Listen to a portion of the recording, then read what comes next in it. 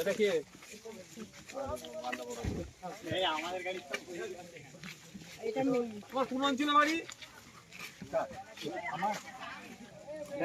আমার তিনজন ছিল বাবুর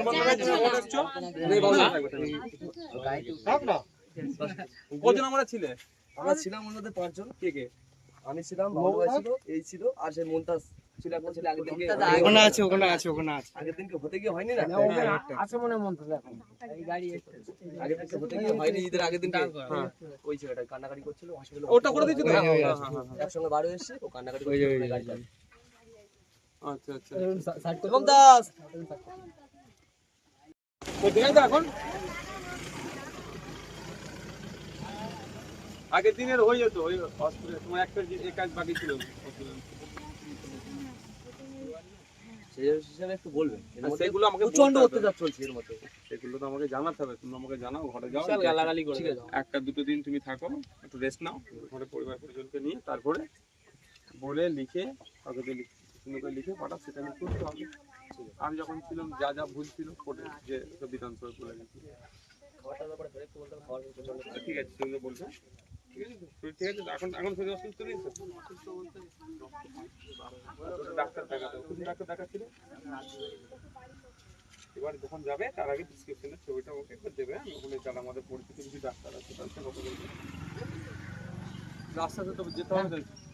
ঠিক আছে শুধু তুমি তোমাকে কাজ কি বললাম, তুমি তোমার ঘর থেকে বসে থাকলাম না, ওর মাকে ফোন করো, টাকা ফেরত নিয়ে নিতে বলো।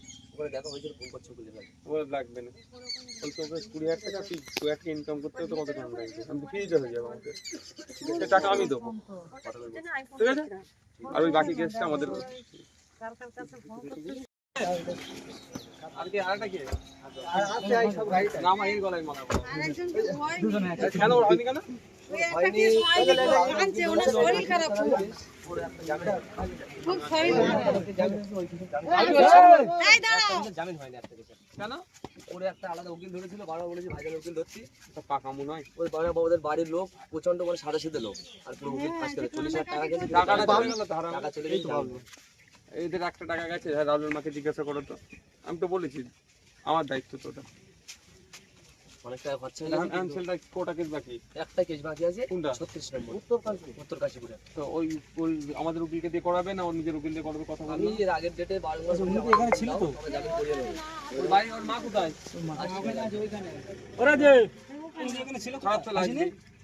সে কান্নাকাটি করতেছে পুরো নরমাল লোক না দেখলে বুঝলাম না। 40,000 টাকা শুনে লাগিয়ে দিল। ওই তো ও ফেরত নিয়ে নিতে বলে। শুনে কি বলি মা, তুমি চেনো তো? হ্যাঁ বলো ফেরত নিয়ে নাও, যাও এই ওকে ফোন করে বলে ফেরত নিয়ে নাও তুমি। বাবলু ভাই এই মানে ব্যাপারটা জানো, মোবাইল টোবাইল কিনে নিয়ে সবই। এখন এ বাড়ি গিয়ে আইসেফ করবে আমার সঙ্গে, বলতে হবে কোনো চাপ নেই। তোমার আহসানের সঙ্গে ডাকাত হিসেবে কাজ করতে হবে, বাড়ি গিয়ে আইসেফ করবে। এই একটা ভাই